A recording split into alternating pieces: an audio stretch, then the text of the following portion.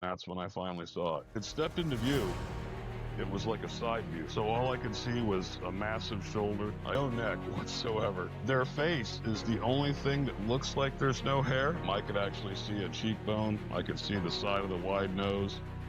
And oh my God, their eyes are a wild, far too close for what I wanted to be, believe me. You're listening to the Cryptid Crew Podcast. I'm your host, Mark Childers. Before we get started, if you've had an encounter or an experience or just something unexplained, click on our link tree in the description and share your encounter. Thank you for listening to the Cryptid Crew Podcast.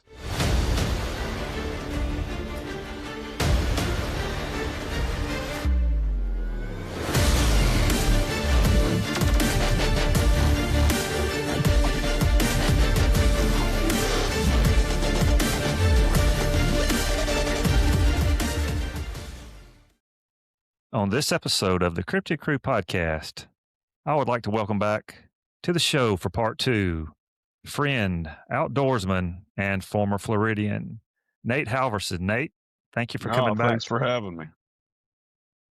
Awesome. Our first episode, you had a ton of incredible stories that you shared, and from the Sunshine State, of course, from Florida. And if you want to, let's just kind of dive right back into where we left off. We were talking about stick structures and stuff and different things like that, but I'll let you lead the way and I'll just kind of follow. All right. I'll never forget the first time I saw structures. It's both a good sign and a bad sign. When you see one, obviously, if you're looking for them, keep going in that direction. But if you're not looking for them, which I recommend because the ones in Florida are fairly aggressive, go the other way. It was by an old creek bed, and I was out by Old Horseshoe Lake, and Bear Lake wasn't too far away out in the National Forest. It's really, really thick area. And like I said, our national forest is the second largest in the country. So it just goes on forever. And the palms are the problem because it builds like a wall. Like you can't even see those palms, those plants grow up. And they're as high as me or higher, and you just can't see anything through it. So you don't even know really where you're going. And I saw it and I thought, well, that looks odd. What is that? And it was a woven basket by this creek bed, and you could tell that it was some kind of fish trap.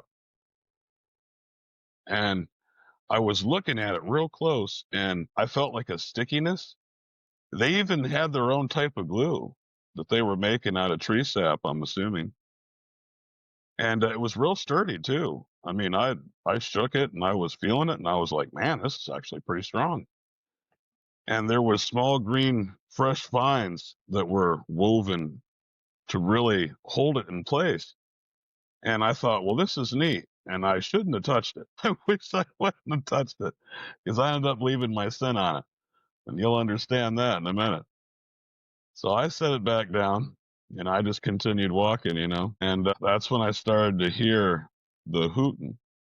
Now, I'm used to hearing owls all the time in Florida. So it's nothing new to be walking in the woods in Florida and hear a hoot.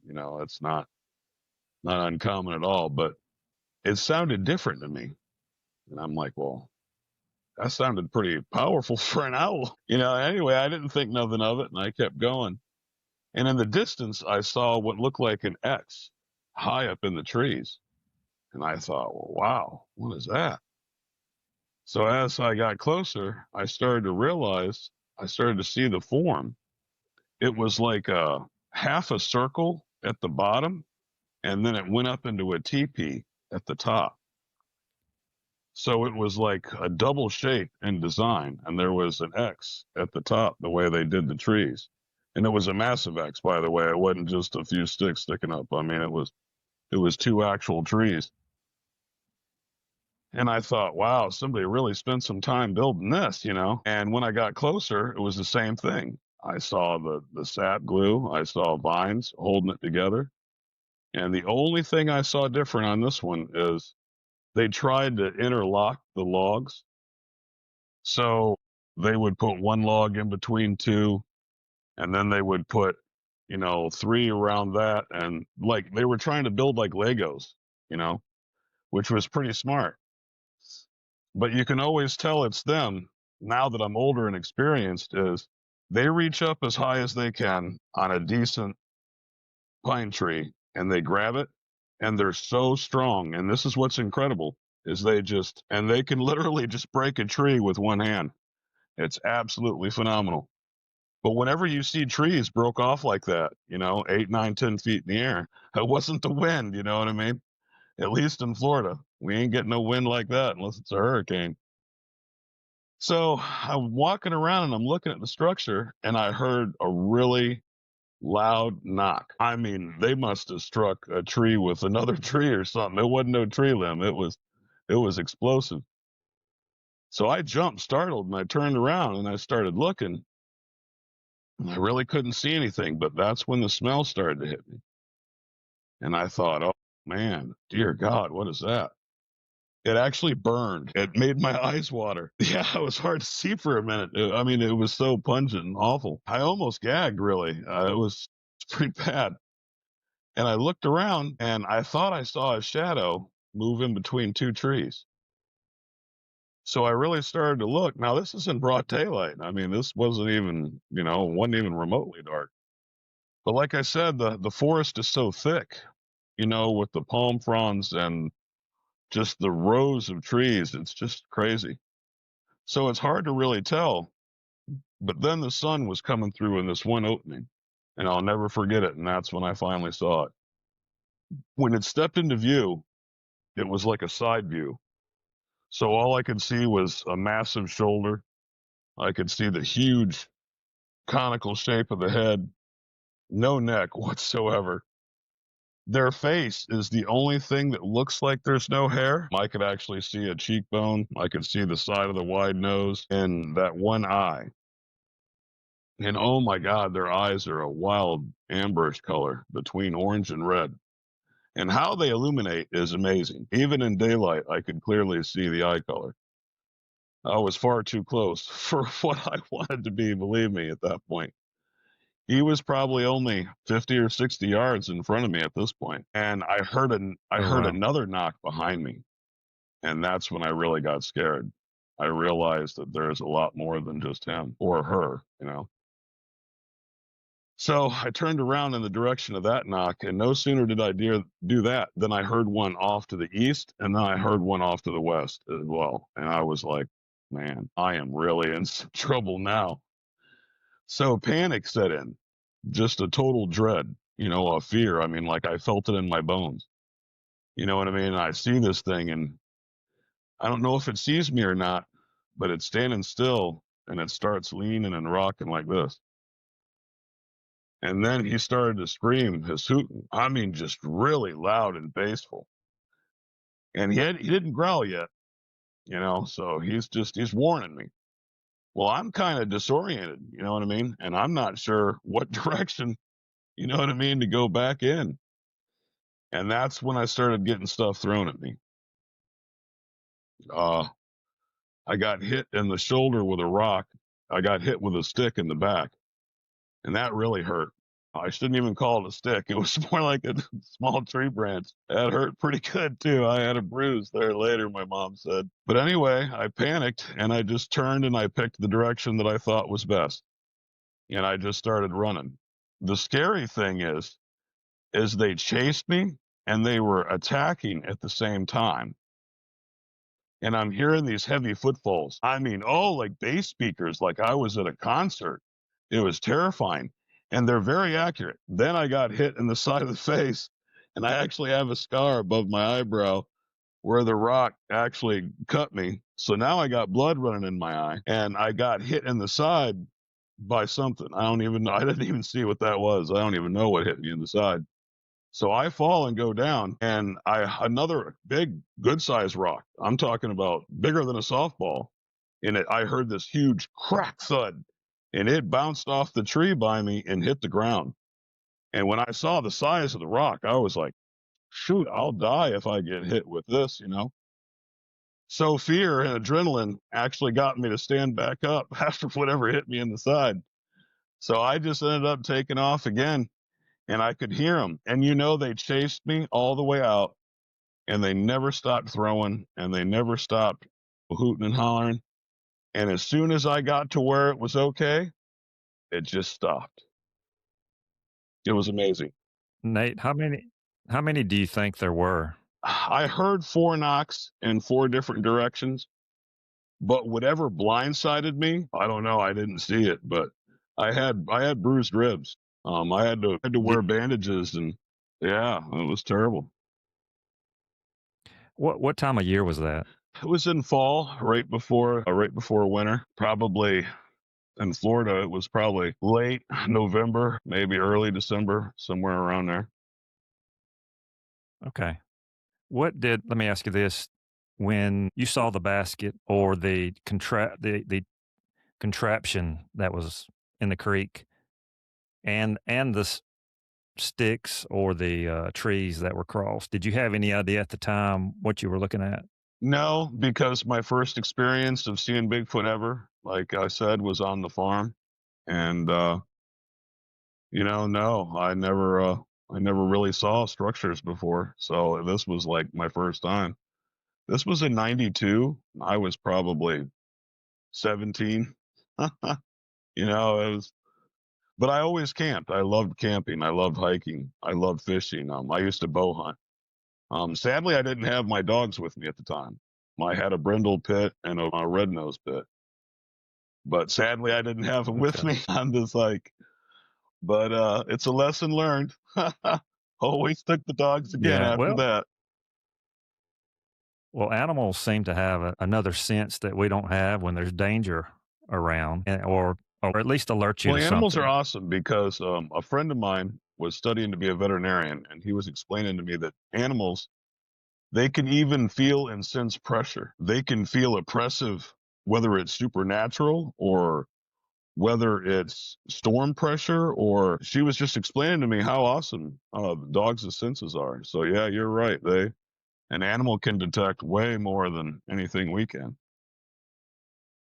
Yes, for sure. Let me go back to the rock throwing or the limb or whatever it may have been.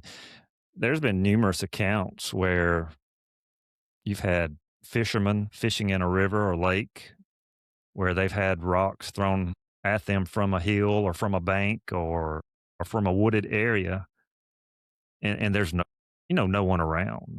They have no idea what had happened until they did some research on their own and found out, hey, these creatures do throw things. And quite accurately, I might add. Yes, and I've heard that as They only well missed me a few times, multiple and if that times. one would have hit me, it would have been the end. Because, like I said, it was bigger than a softball. So Well, it sounds like to me they were escorting you yeah, out of their property, or not their property, but their habitat. they were bodyguards at a concert. Yeah, they were leading me out. They sure were.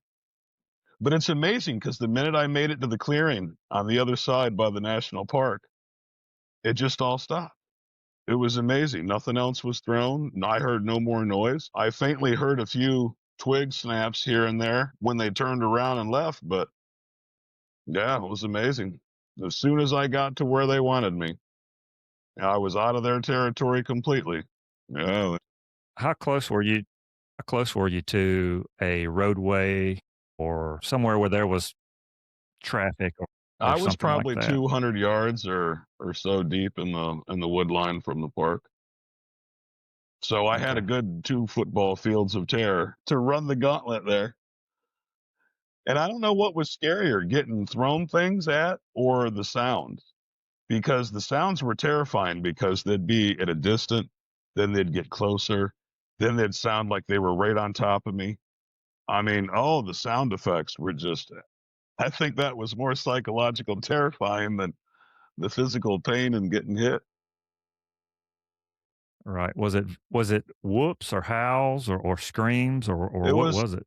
it was hoots, and then it was like screaming, and it was never growling. The growl I heard on the farm, and boy, until you hear one growl, you have no idea. Man, that was the most bone chilling sound of all time. You feel it in your chest. You actually feel their aggression. You actually sense and feel it. You get goosebumps. Your hair stands up. You sweat, you get nervous, you get dizzy, you actually get disoriented hearing it. Like, I don't know, there's something in their voice with something in the decibels or something, but it'll hit your ears and it'll actually make you physically ill. You'll even Yeah. have a faint headache. The symptoms vary, but it's crazy. When you get near them, for some reason, there's something they can project to actually disorient you. Yes, I agree. There's been lots of reports, of people feeling nauseated or headaches or dizziness, or just not in the right mindset. And I think lines or different predators can put out an infrasound, and that's been proven to stun your prey.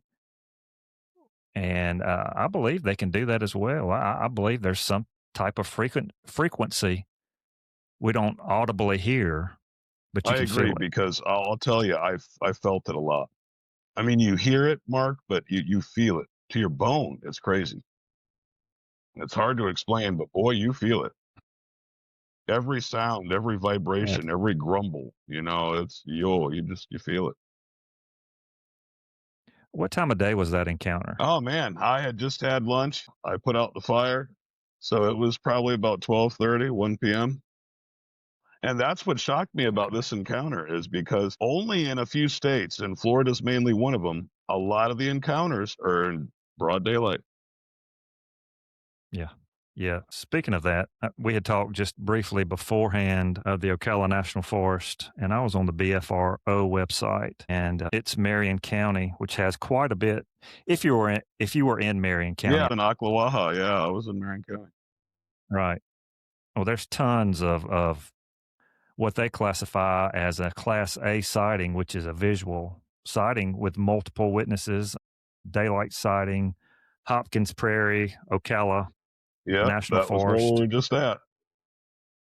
Gotcha. All right. Another one in February of 2012, daylight sighting by a retired wildlife officer in Ocala as well. So, that's typically if you have a law enforcement officer, somebody like that, or a veteran, what have you, that's credible to me. And some of these people do not want any publicity to go with the sighting or the No, report. because everyone's afraid of the men in black that always show up to claim a body or to hush witnesses, or you have to sign this form. And if you talk, you'll be prosecuted. They threaten people. No one wants publicity because no one wants what comes with it.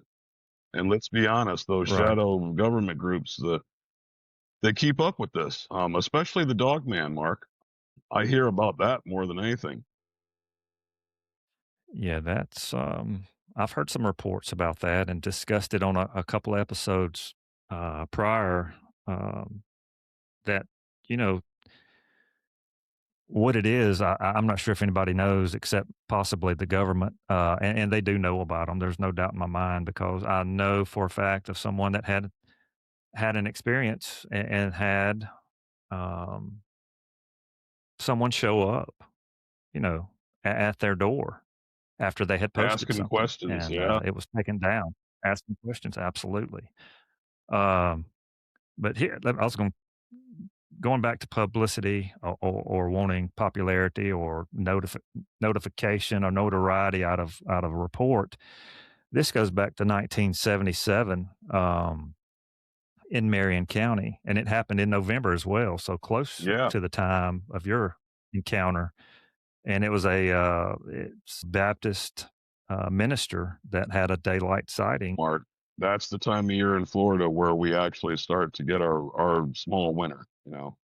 It's nothing like a Yeah, long winter here in right. Pennsylvania, but our winter in Florida is very brief. But anyway, yeah, that's about the time it gets cold. So I think we're getting a lot of sightings in Florida for that time of year, mainly because they have their offspring, they're foraging, they had their children in the spring. Uh, so I mean, I think they're foraging. I think they're getting ready for the cold because there's a lot of water around Florida. There's springs, there's creeks, there's lakes. It's just all over the place. I mean, Florida's just full of water. So to get wet Right. and to be cold, you know what I mean, and be hairy, they're going to be really cold. You know what I mean? Because that hair is going to absorb the waters. They don't like to forage in the winter, obviously. Well, there's lots of animals that like to move, this time of year, and deer are one of them, and that's a food source for that animal, for Sasquatch or Bigfoot. And if the animals or their food's moving, they're going to move as well. And I think that's where you'll have more sightings. Yeah. I had a report from a good friend of mine. He was a park ranger there in Ocala, Florida at the National Forest there Museum. And I met him at a diner and he'd always show up and we'd always talk. And he told me one of the scariest accounts. And he said he was in his patrol truck and he was going down the dirt roads, the fire roads of the parks. And he's checking to, make sure everything's good. And he's seeing there's any illegal campers or, anyone that's injured, or he'd always do patrols. And he said he had to stop his truck because some deer were crossing the road in front of him a little ways up. He said probably about 40 or 50 feet in front of him. So he stopped to give him space. And he said that's when he saw it. He said a rock came out of nowhere and hit this deer right in the side of the head. The deer collapsed, hit the ground. He said this huge mound of hair and muscle moved with incredible speed, shot out, snatched up the dead deer. He said he was holding it like it was nothing, and it just took off. And he had it by the neck, he said. And the feet were just dangling. And he said the incident only lasted probably 5-6 seconds. He said it was that fast. Oh, wow. So it came from being That's hidden crazy. to the road to grab it and gone like that quickly. I mean, he said it was just so fast. He said he was so scared. He said he sat there for about an hour and a half making sure that thing was long gone before he kept going in that direction. Yeah, and people wonder why, they don't see them, or why they haven't killed one, or if there's been a body and so forth, and they're just so elusive. This is where I go back to I think they're interdimensional. I think they can go stealth. And I think they can step in between dimensions at will. I don't necessarily think they're an alien, but I think they're a type of like Nephilim offspring from like the Book of Enoch talks about. I think there's some kind of magical beast for real. There's a reason there's not as much physical evidence, as there should be with all the reports that are out there, and not including all the reports that are that have never been told. There's no telling this how many that's never been told. But have you ever heard of Small Town Monsters production? No, can't say I have. That's probably one of my favorites. They have had a documentary of theirs where they had someone on where there was a sighting of it, one stepping out of a portal and then just taking off. It was not there, and then it was there, and somebody reported that. Not wanting, I'm assuming, any publicity for it, but that's not the only time that's been reported. But that's just an example. Typically in Florida, I call it the lantern effect. You typically see orange, brightly colored orbs that are slightly yellow on the inside. And they look like they're pulsing, they look like they're vibrating, almost like they're alive and breathing. But typically, when I did have a lot of my sightings in all my years of hunting and fishing there, it got common to see them, Mark. I mean, I see a strange light in the woods and think it's someone with a lantern or, a torch or something. And lo and behold, it turns out to be this floating orb that just moving it. And typically that's when you hear it. You hear the whoop, or you hear a tree knock, or, you know what I mean? It's crazy. Those sightings are typically common. I had a guy that I had met one time, and I've told this before. He was camping with some friends of his, I believe in North Georgia. They saw a orb. I think he said it was orangish color, if I remember correctly, orangish white color, floating. If you were to take a 20-year-old pine tree, maybe the first limb or so high, the orb was. And it was just moving through the trees. And one of the guys just kind of took off after it. And they're like, "What are you doing?" They all saw it. And once that orb disappeared, they heard crashing of like Yeah. brush and sticks, and like something was running off.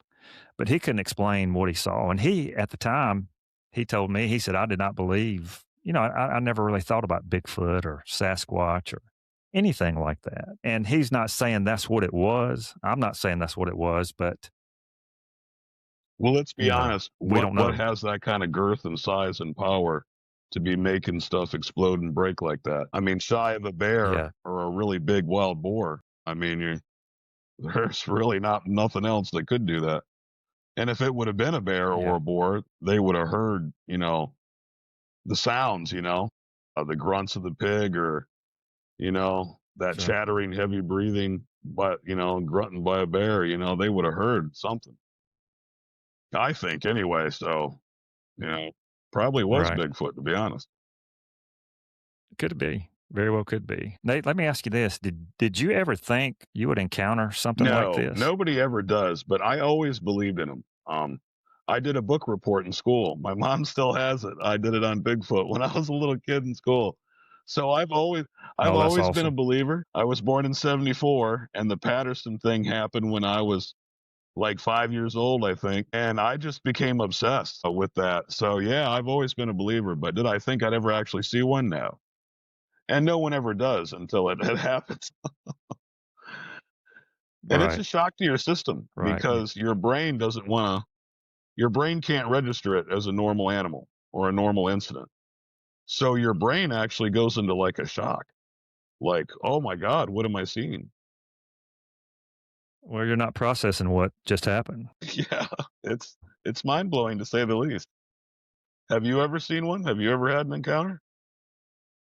Never had an encounter with a Sasquatch or Bigfoot. I think I mentioned on the episode before where me and you were talking on some family land. We had a recording, and we sent the recording off, and it came back from the gentleman that checked it out. Did some work with it. He said it was no known forest creature of any sort. And only thing I could make of it, it had something. It was something that had girth, huge, powerful lungs, and it was more than one to make that sound. And in the middle of all of that was a tree knock or wood knock or rock clack, whatever that was. I, I don't know, but it was. There's no telling how many times I've Well, you played that. certainly could have had one then because they were close if you were hearing all that. They t- they Yeah, typically yeah. they typically do tree knocks at probably 3, 4, 500 feet. Yeah, it was. He said it was the closest one. The gentleman that recorded the sounds said the closest one was probably 50 yards. He said if it was daytime, he would have Oh seen wow. it. And then the other was further off. You could tell in the recording how far away. I don't know, maybe 100 yards, possibly. I'm not sure. And it had to be. Well, I mean, there's obviously they were traveling, and there's a creek right there. They say, hey, they They follow. follow They water. follow. Yeah. I remember an episode of Mountain Monsters and they found a cave that had drawings of nothing but bodies of water, all the different rivers. And it showed little drawings depicting long, hairy men, following the water. And so that's why I firmly believe that because seeing that episode and those drawings on that cave, that was pretty mind blowing. And it had every single one. And Yeah. it led all the way up to Michigan, even the Great Lakes. It was incredible. The drawing was so extensive, Yeah. it must have went for, oh man, close to 100 feet on this cave wall. It was mind blowing. Wow. Yeah, I think in the Southwest, it's either New Mexico or Arizona has some drawings on the cave walls from Native Americans that date back. I can't remember what I've read about it or seen, maybe 1,000 years, maybe longer, of something tall and big like that from the drawing. And of course, they don't know what it was. Just a tall, Oh, hairy in their man culture, is what most of them every refer to. every tribe talks about them. My buddy's actually Indian, Ojibwe from the Michigan area. And every tribe and every culture you look into, they all talk about the woodland brother, or, the protective forest spirit, or, I mean, different tribes call it different things. But the scariest thing to me is I actually saw one of the Indians on TikTok, and the chief was saying that people need to beware because there's two types of Sasquatch. And I don't know if anyone knows this, but there is a violent predator meat eating kind, and there is an herbivore, peaceful, more friendly, and more shy breed. So you actually have two types now. And hearing him explain that, that was actually very interesting. And it makes sense because we're omnivores, you know what I mean? And we eat meat, but I mean, we're not brutal killers necessarily. But he said the one kind you have to truly be scared of, because if it finds you, it'll kill you and eat you. Yeah, it's deep. It's deep in their culture. Oh yeah, no very doubt. deep in their culture. They talk about the war of 1855. The Indians fought Bigfoot. A lot of their women and children went missing, and they all mounted up, and they were sick of that, and it was going on for a while. So they got this huge, massive hunting party, and they went to find their loved ones, and they found the smell and stench. Then they said they found the bodies and the pile of bones. And then he said the creatures came out, and the Indians were dying, but they were fighting, and they killed a few of them too. But what I thought was the coolest thing was near the end of the story, they said a friendly kind of Bigfoot came out and started helping the Indians fight off the vicious Bigfoot that were grabbing and killing and eating their people. And look that story up, Mark. That's mind blowing. The Indian War of I'll have to check that 1855. out. Yeah, look that one up. That's crazy. Yeah. A Sasquatch, Skookum, hairy giant, wood devil, wood giant. Yeah, it's all rich in their, in their culture for sure. Let me ask you this, Nate. Would you want to have another encounter, or hey, no thank you, I'm A done? peaceful one. A peaceful one where I'm not getting hit, running for my life and scared to death. Yeah, I wouldn't mind a peaceful one. But do I want another up close one? No, definitely not. Yeah, I don't blame you. Yeah, I've never had, going back to encounters, nothing with a Sasquatch or Bigfoot. Have had,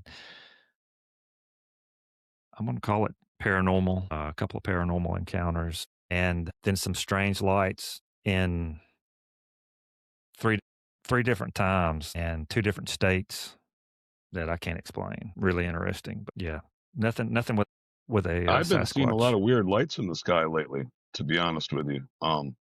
I saw two different types. They were blue, but they were blue orbs, and they were in the shape of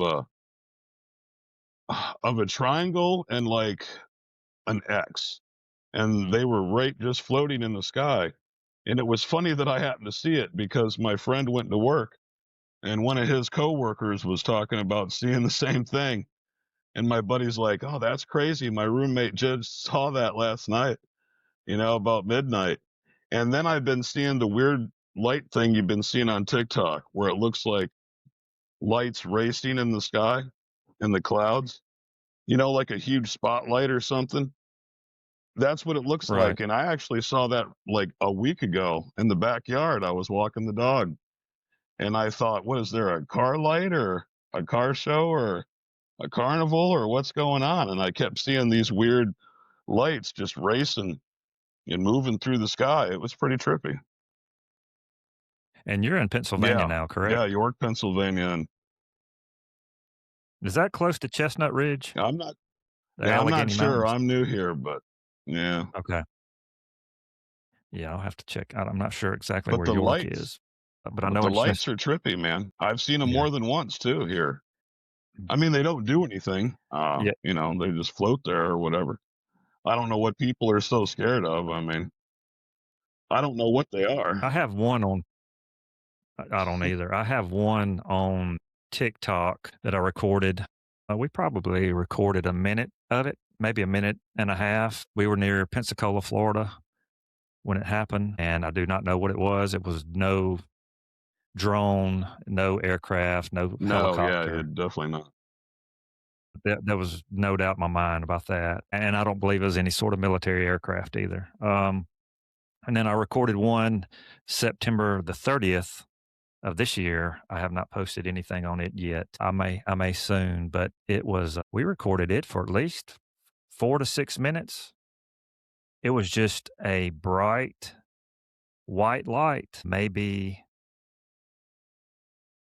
a quarter of a mile high, and just we had seen a couple of helicopters close by, and there was no doubt it was no helicopter or no plane. And we have an airport close by. You know, I know what that looks like. So don't know what that was either. It was really interesting. But both of them were similar, you know, in the way they looked. Just a bright white light, just barely moving at a slow, methodical pace.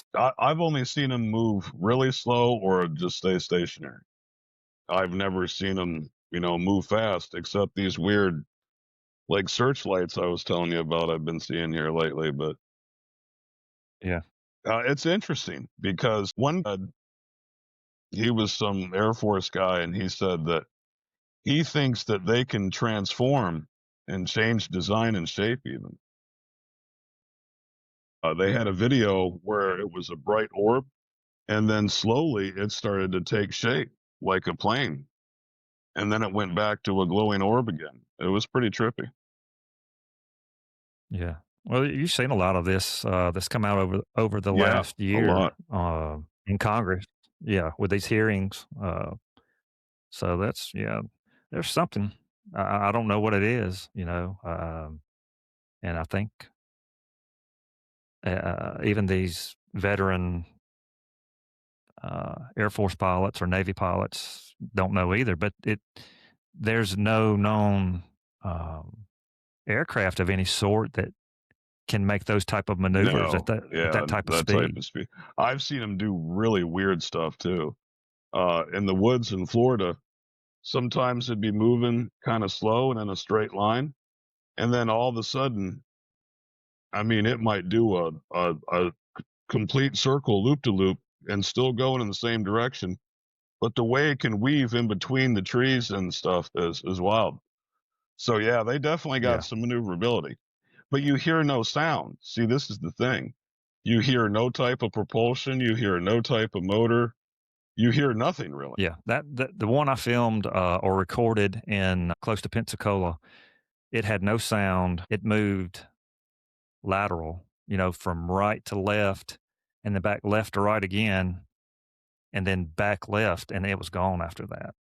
Nowhere to be seen, and it I've was seen it bright. where they fade out. It was just Is strange. that what you mean? It's just faded out? I don't know if it faded out. There was some trees there in the distance, but it was gone. You know, I don't know where Because it when I went was to. watching mine, they just slowly eventually faded. I had a crooked neck the Yeah. next day. I mean, I stared up in the sky looking at it for close to an hour. And then eventually they were the brilliant, bright, pretty blue, and then they just slowly faded out and just disappeared. So, Yeah, I'll send you the recording of that one. oh, okay. It's Perdido Key, Florida is where it was Yeah. at. So Well, I can't wait to see that then. yeah, pretty interesting. Nate, and we did this before. At the end of each episode, we always do a rapid fire Q&A, and it's casual, and I know you know that.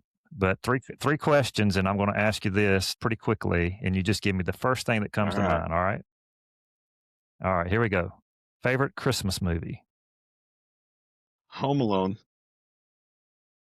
Good one. That's probably one of my favorites as well. We've watched it a half a dozen times already this year. Classic. That's a classic. Yes. Yes. All right. Number two, favorite Bigfoot TV show, past or present? Harry and the Hendersons. Okay. All right. Good one. Yeah. I saw that not too long ago. And third one, if you had to pick one food to take hiking or to eat from now on, what would it be? Ooh, that's tough. I don't know. I like beef stew a lot. Beef stew. Big stew fan. Good choice. Gotcha. Okay. Well, Nate, I have enjoyed this part two. I'm glad you were able to Oh come yeah, back on, and it's been really interesting. Some great yeah. stories. I've been excited to do it again with you for sure.